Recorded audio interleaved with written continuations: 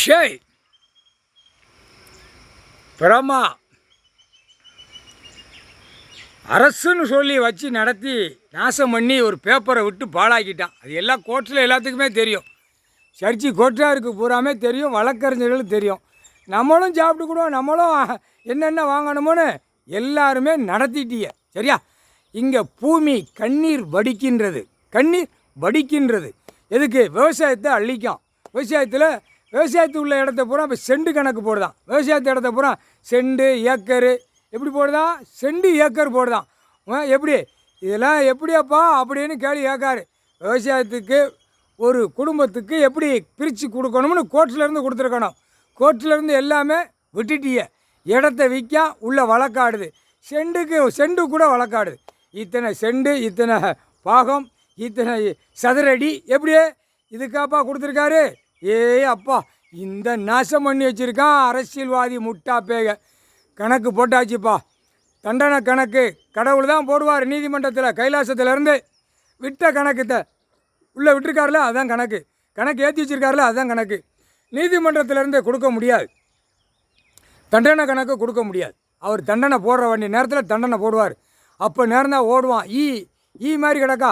ஒரு கிராமம் சிட்டியில் லட்சக்கணக்காக கோடிக்கணக்கான பேர் கிடக்கான். அந்த அடக்குவார். ஓடி ஓடுவான். இப்போ வண்டி, 4 வீலர் 2 வீலர் எல்லாம் கையில் அவர் தூக்க போகிறாரு. கையில் விமானத்தை தூக்குவார், 4 வீலர் காரையும் தூக்குவார். தூக்கையில் அந்த பவரால் அந்த கார் வண்டி எல்லாமே உலக நாடே முடிப்பார். உலக நாடு விமானத்தை பூரா சோழி முடிச்சிருவார். முக்கால் சத்தியம். பேப்பர் பூரா கம்பெனிகளை பூரா போட்டு பூமியை பாழாக்கி நச்சு வச்சுருக்கான். உயிர் வாழுறதுக்கு என்னடான்னு கேட்காரு. உயிர் வாழுறதுக்கு அங்கங்கே ஒவ்வொரு மாநிலத்தில் விளைஞ்சி வருது. அதை தின்னுட்டு பூமியை அழிக்கான். அவனை விவசாயத்தை வயிற்றில் அடிக்கான். அப்போ விவசாயத்துக்கு முற்றுப்புள்ளி எல்லாமே இவர் தான் வைப்பார். விவசாயம் கொடுக்கறத அவர் தான் வைப்பார். ஐயா தான் வைப்பார். விவசாயத்தை நடத்துகிறத அவர் தான் கொடுப்பார். மித்ததெல்லாம் வலித்து பிடிங்கிடுவார்.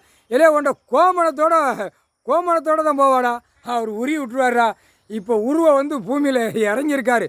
உன் சொத்து, உன் வீடு வாசல் எல்லாம் உருவி கோமணத்தோடு உருவிடுவார். புரியுதா? கோமணத்தோடு போடா அப்படிம்பார். கோமணம் இருந்துருதா? ஒன்றும் இல்லாமல் திங்கிறதுக்கு இல்லைன்னா கோமணம். வீடு வாசல் கீழே பூமியில் இறங்கிட்டா கோமணம். புரியுதா? கார் வண்டி எல்லாம் வச்சு நொறுங்கி போச்சுன்னா கோமணம். அப்போ உன் பொண்டாட்டிட்ட உன் பிள்ளைகிட்ட நக்க வேண்டிய இடத்துல நக்கி சொகுசா போடா அப்படியேம்பார். முக்கால் சத்தியம். புரிஞ்சிக்கோ. மண்ணை சுரண்டலைன்னா விட மாட்டார். மண்ணை அழிக்காதியடா, சீலை குத்திட்டார். முக்கால் சத்தியம்.